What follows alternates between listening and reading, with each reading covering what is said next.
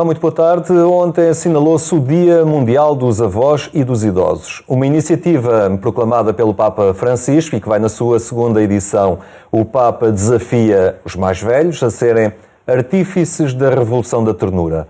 Entre nós estão hoje Miguel e Luísa Horticosta. Estão casados há 53 anos, têm 4 filhos e são avós de 24 netos. Muito boa tarde, obrigado por estarem aqui no programa Eclésia.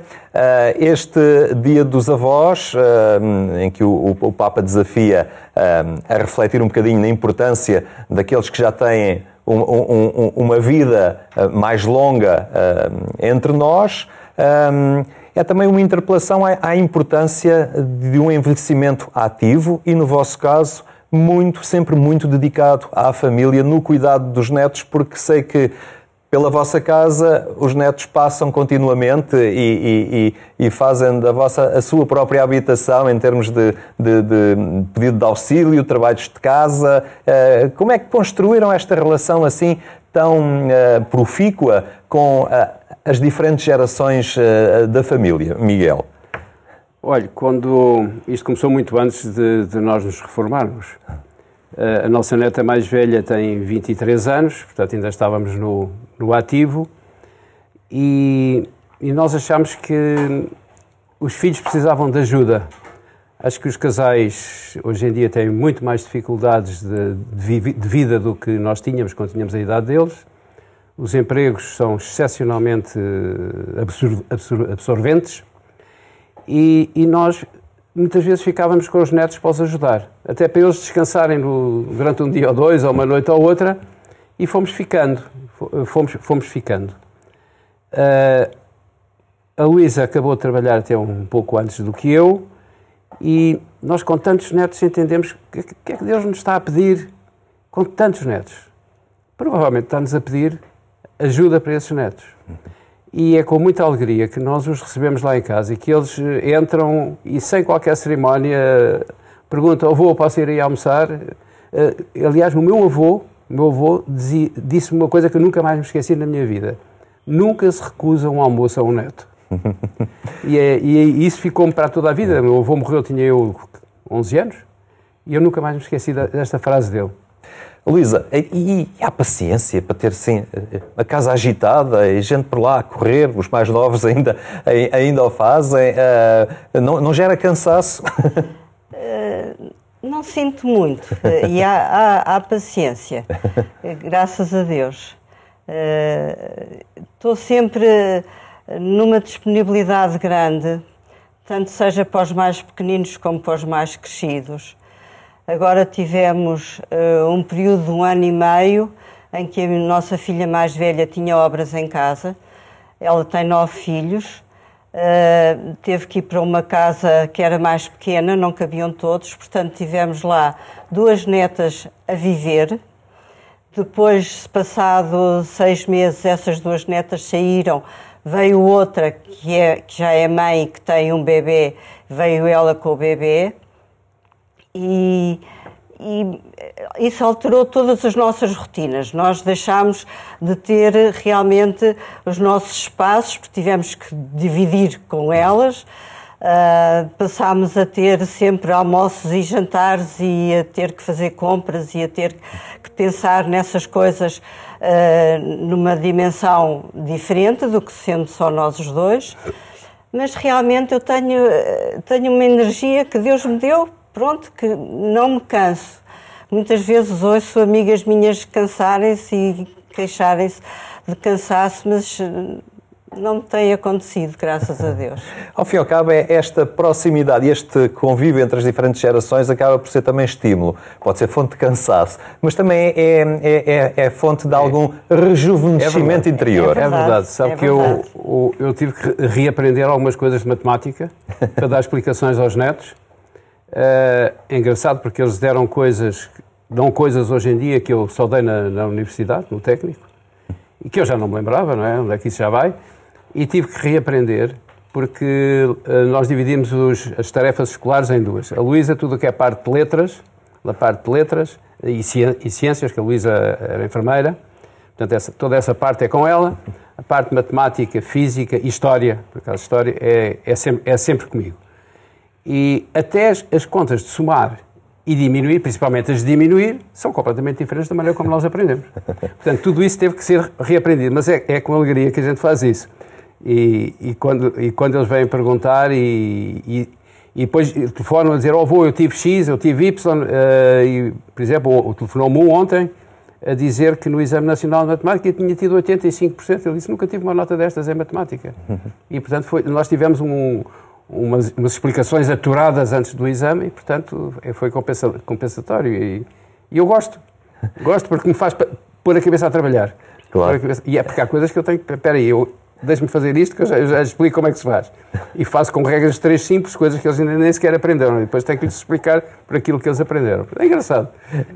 À quarta-feira, por exemplo, eles não têm... Um número deles, não são todos, não têm aulas à tarde, vão lá almoçar a casa, entre 7, 8, 9, temos o almoço, e a seguir ao almoço todos vão estudar.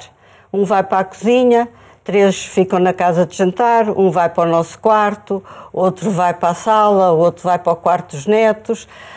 São distribuídos por vários espaços e nós vamos saltitando conforme eles precisam, pelos mais pequenos ou pelos maiores, conforme. Às vezes têm trabalhos no computador também e são tardes em que nos ocupamos e em que estamos ativos, realmente, não... E isto é um conceito de família com o qual vocês sempre sonharam? É um conceito, não, ultrapassou qualquer coisa que nós pensássemos.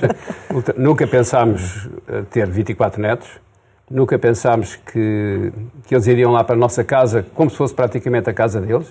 Eles não precisam de... Às vezes estão esses tais 10 ao almoço e há um ou outro que ainda pergunta, avô, posso ir aí almoçar? E nós, pode, com certeza. E começamos a olhar para a comida e assim, isto não vai chegar, isto não vai chegar. Mas pronto, arranja sempre qualquer coisa para acrescentar e eles gostam imenso. E sabe que isso permite-nos depois ter algumas conversas com eles que de outra maneira, nós fazemos passeios com eles regulares.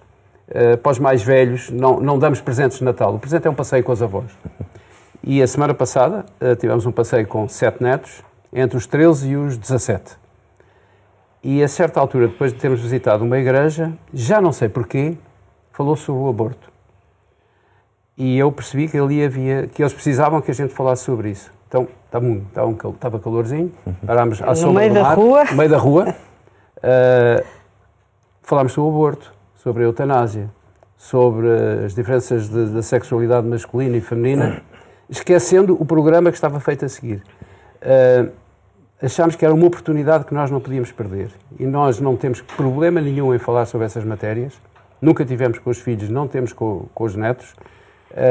E chamar as coisas pelos seus próprios nomes, sem subterfúgios. E realmente eu acho que foram a única altura do passeio em que eles estiveram permanentemente com atenção, 100% atentos e sem mexerem nos telemóveis. E isso porquê? Porque eles têm muita confiança connosco e nós com eles, isso permite-nos ter determinadas abordagens que de outra maneira, se não tivéssemos este contacto com eles não se sentiam à vontade para falar. Conseguem fazer uma ponte muito eficaz, uma ponte geracional, não é? Através desta metodologia que é o método do amor e do carinho e da proximidade, ao fim e ao cabo, é isso. Fala-se muito da diferença de linguagem, da distância das gerações. Têm dificuldade em perceber o que é que eles dizem, ou as expressões que trazem para casa, ou isto é tudo muito natural? Não temos dificuldade. Nem acho que eles tenham dificuldade em entender a nossa linguagem. Realmente a deles é diferente. Mas não temos dificuldade. Acho que eles falam naturalmente connosco, com a sua própria linguagem, e nós respondemos com a nossa linguagem.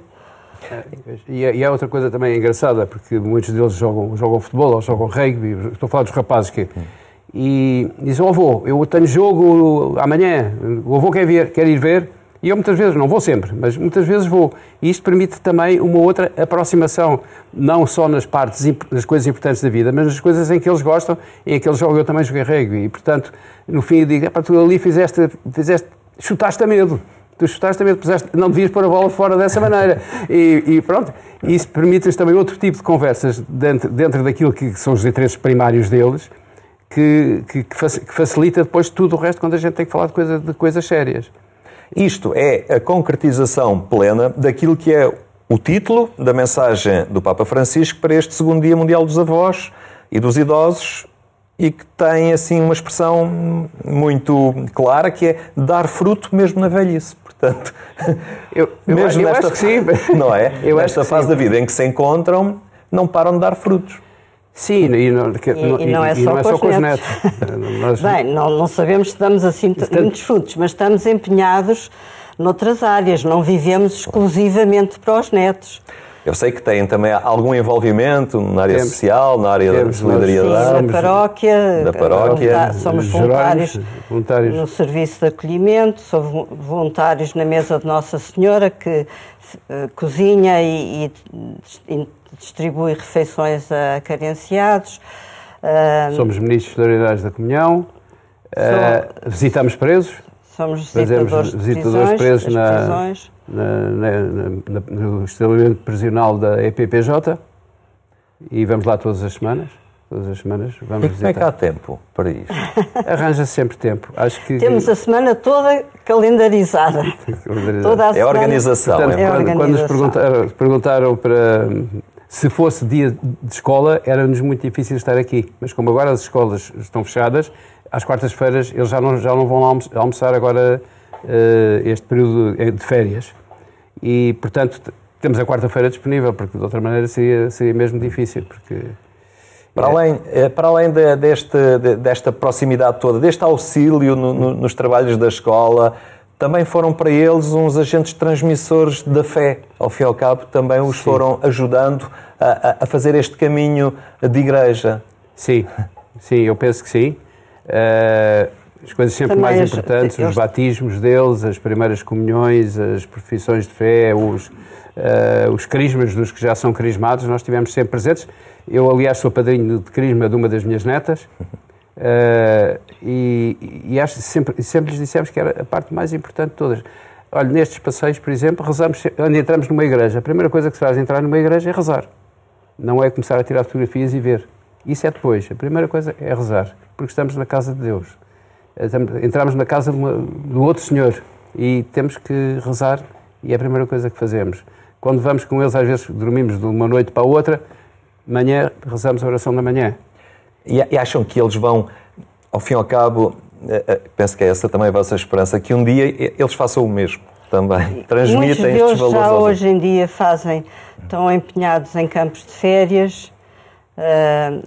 Uma das nossas netas é a responsável nacional das equipas de jovens de Nossa Senhora e é com muita alegria realmente que vemos eles também empenharem-se na igreja e em coisas de solidariedade também, mesmo sem ser de igreja. Quando foi do Covid foram para lares de idosos para ajudar. Graças a Deus temos muitas experiências com os nossos netos que nos dão muita alegria. Temos outros que nos preocupam um bocado mais, não é? Mas também faz parte da vida. Também faz parte da vida, isto não são só coisas boas, há coisas que nos preocupam e netos que a gente olha e não é bem o caminho que deviam estar a seguir e que, pronto, o que é que a gente faz? Rezar por eles. Exatamente. Mas neste caminho de vida e nesta fase em questão, podem olhar para trás. E sei que até há uma data curiosa que se aproxima, que é começaram a namorar, penso, neste mês, não Nós começámos a namorar no dia 25 de julho de 1962.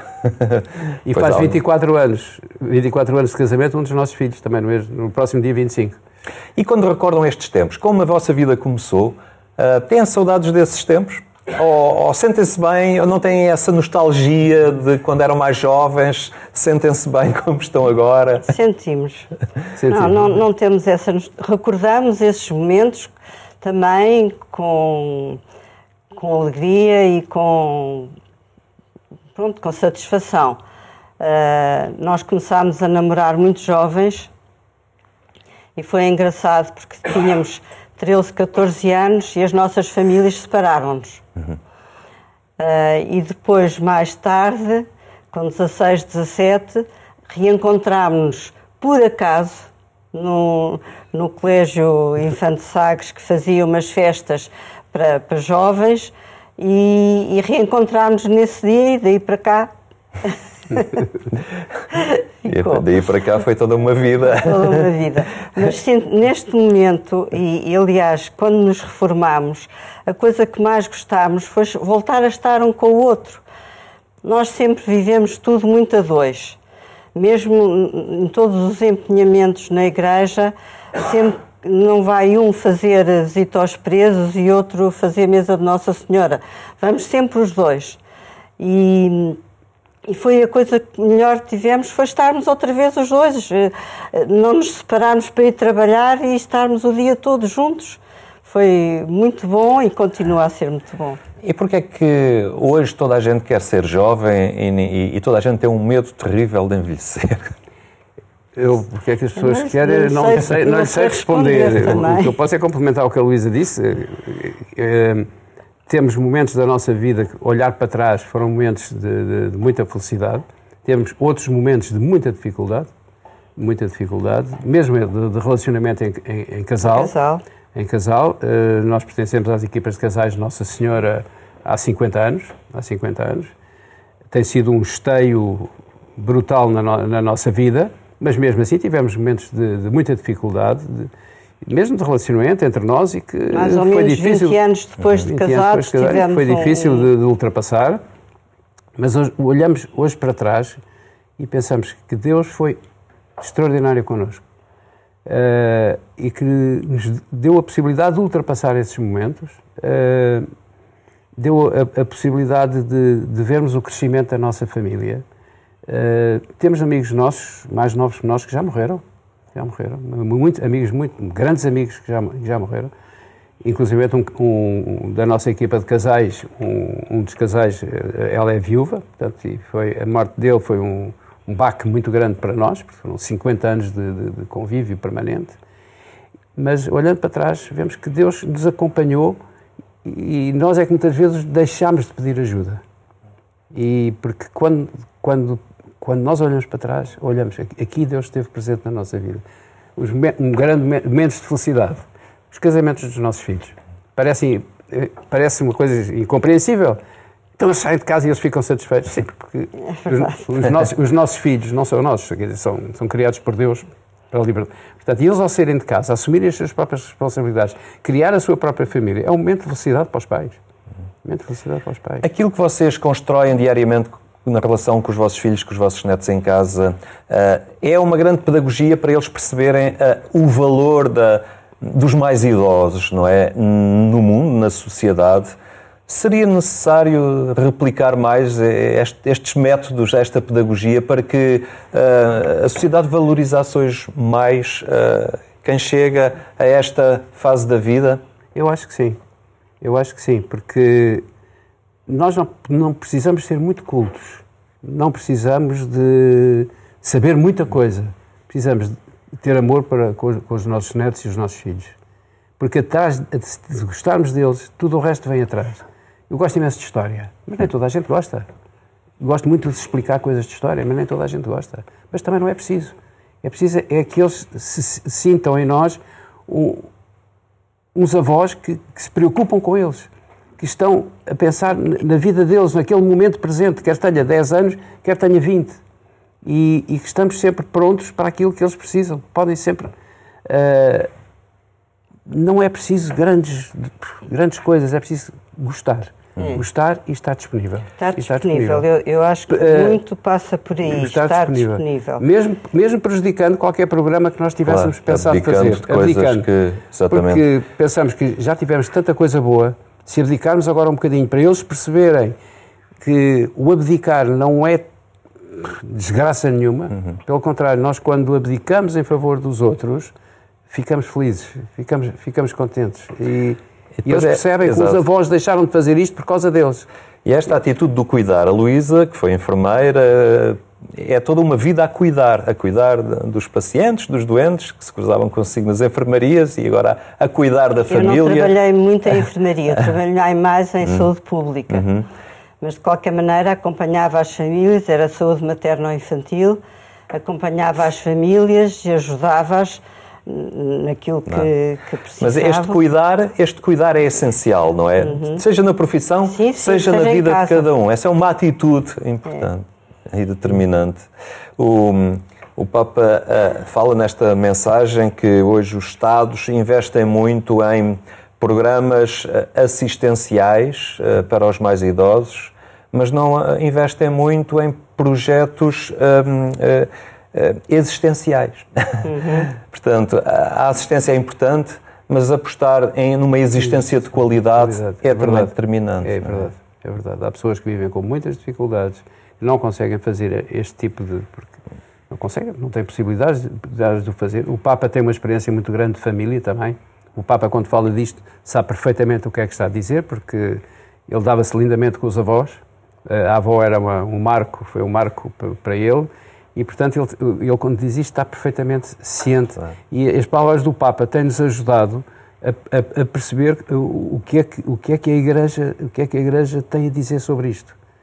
E se nós estivermos atentos àquilo que a Igreja nos diz, não só sobre isto, mas sobre muita coisa poderia ser mudada. Muita coisa poderia ser mudada e que daria mais qualidade de vida às pessoas e às famílias. E mais felicidade às famílias. Mas esta é toda uma forma de olhar a vida que também tem essa certeza que é um legado que já passaram para 24 netos e que ela ir-se-á... Um bisneto e 3 quartos. Exato. E outro caminho. Ir-se-á perpetuar pelo mundo e pela vida fora. Nós agradecemos muito a vossa presença aqui no nosso programa. Fica um testemunho e um exemplo de como é que é envelhecer de forma saudável, ativa feliz e fazendo os outros felizes. Muito obrigado pela vossa presença. Muito obrigado pelo vosso convite. Muito obrigado. Muito obrigado nós. Um exemplo muito concreto do que é o envelhecimento ativo e do reforço dos laços familiares e entre gerações. Obrigado por ter estado connosco. Tenha uma muito boa tarde e até amanhã, se Deus quiser.